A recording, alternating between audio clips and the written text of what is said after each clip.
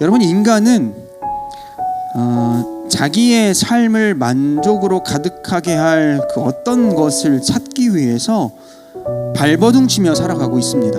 하지만 정말로 우리가 소망하는 그 가치가 내 삶 속에서 이루어지면 우리가 정말로 만족하고 소위 편안한 삶, 평안한 삶을 누릴 수 있을까? 사실 답은 알 수 없다입니다. 하지만 감사한 것은 오늘 우리가 읽는 이 말씀을 보면서 가이드를 받을 수는 있어요. 오늘 우리가 읽은 이 전도서의 저자로 알려진 솔로몬은 그의 인생의 화려함을 뒤로한 채 이 말씀을 보는 우리로 한 가지의 사실을 깨닫기를 바라고 있어요. 그것이 뭐냐? 헛되다라는 거예요. 헛되다. 무엇이 헛되다는 거냐? 모든 것이 헛되다라는 거예요. 여러분, 솔로몬이 누구입니까? 솔로몬은 모든 것을 다 누렸던 사람이에요. 그는 아버지 다윗의 뒤를 이어서 이스라엘의 왕이 되었던 사람인데, 그 당시 그가 왕위에 올랐던 그 당시는 이스라엘의 역사상 가장 강력하고 가장 부유한 나라를 이루었을 때였어요. 통일 왕국의 최정점에 이르렀을 때에 그가 왕이 되었어요.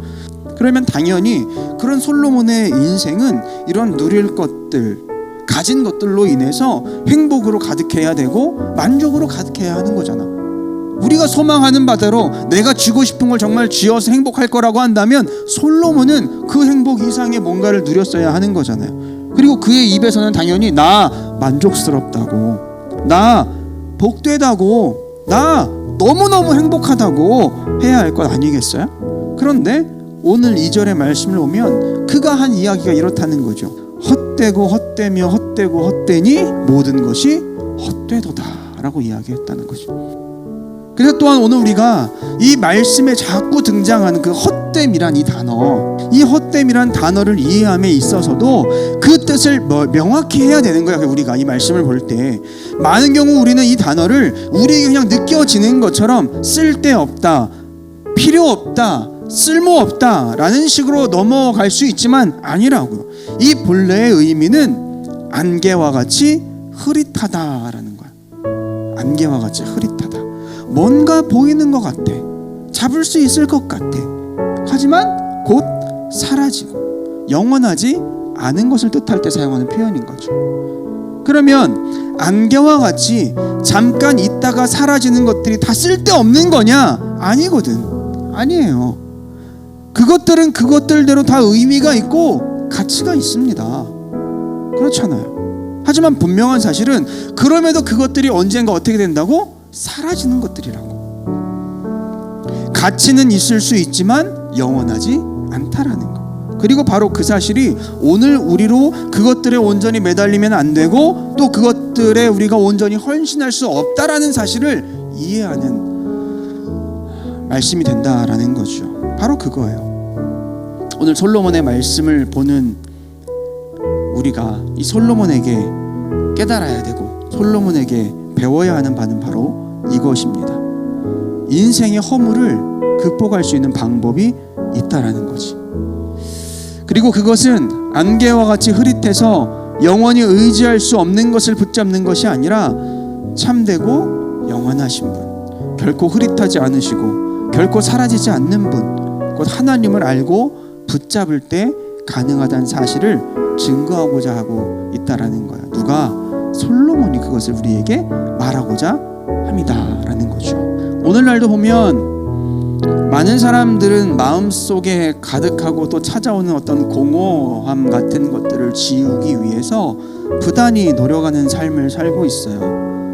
그 공허함을 채우고자 무엇인가를 이루기에 열심히 에너지를 사용하기도 하고 사람들과의 관계를 통해서 그 공허함을 지워보려고도 하고 그래서 많은 사람을 만나기도 하고 또 어떤 사람들은 이 공허함 없애보고자 어떤 일에 열정을 쏟으며 몰두해보기도 하고 그래요. 왜 그래요? 만약 세상에서 우리가 쥐고 누릴 수 있는 것들로 우리의 불안한 마음과 공허가 채워질 수 있다라고 한다면 적어도 점점 잘 사라지는 것 같은 이 세상에서 미미한 수준일지는 몰라도 이런 어려움을 호소하는 사람들의 수가 줄어야 정상이거든. 옛날보다 오늘이 더 잘 사니까 그런 것들이 만약 정말 본질적인 가치라고 한다면 우리의 어떤 그런 부분의 연약함들은 줄어야 정상일 거예요. 근데 오늘날 보세요.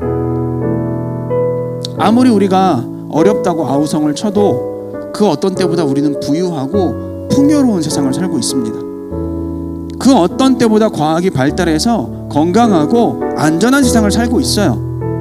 그러면 인간의 공허와 우울함 좋아져야 되는데 그렇지 않다는 거. 그래서 좀 더 본질적인 문제를 이야기할 수밖에 없어요. 왜 우리가 이처럼 채워지지 않는 허무함에 헤매게 되었느냐 하는 거죠. 그리고 왜 하나님께서는 인생으로 이처럼 허무함을 느끼게 만드셨냐라는 거예요. 왜 그러신 겁니까? 이유는 하나예요. 죄 때문에 그래요. 죄 때문에. 본래 인간은 그렇게 창조되지 않았습니다.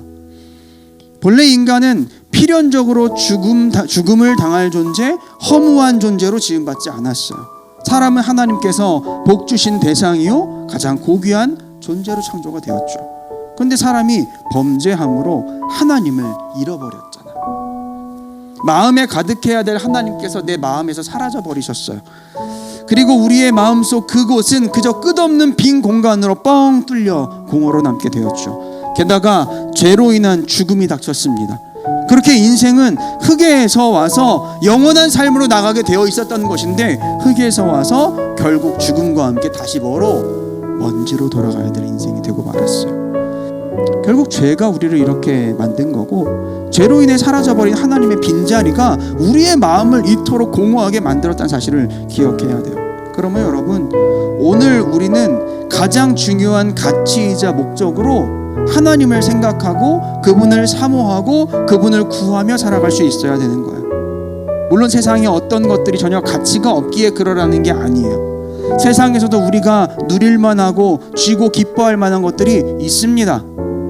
필요해요. 다만 그것들은 뭐 같다고? 안개 같다고. 안개 같다고. 영원하지 않다라는 거예요. 그러니 우리가 최선을 다해서 우리의 인생을 살아가되 그 최선의 제일 앞에, 나의 삶의 최선의 제일 앞에 누가 계셔야 되는 거야? 하나님이 계셔야 되는 거야. 하나님이. 그러면 그 하나님께서는 우리 인생의 참된 가치를 부여하실 거예요. 그리고 죄와 죽음으로 인해 절대 메울 수 없을 것 같았던 우리 마음의 그 한없는 공허를 채워주실 겁니다. 아니, 하나님께서 우리 마음의 그 자리에 임재하실 것이고 거기에 딱 맞기에 기쁨으로 우리는 가득하게 될 거예요.